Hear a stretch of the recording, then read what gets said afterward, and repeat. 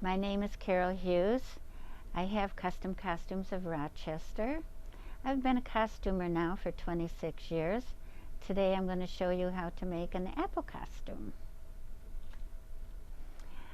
There are patterns in the sewing store for round bodies. I think they show Humpty Dumpty on it, and that's basically what I would use.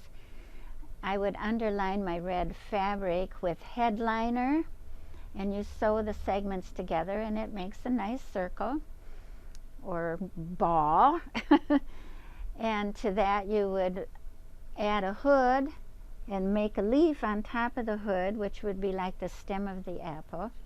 Underneath I would probably put a green or brown turtleneck and tights or unitard. My name is Carol Hughes. Thank you for coming into my shop today. And that is how you make an apple costume.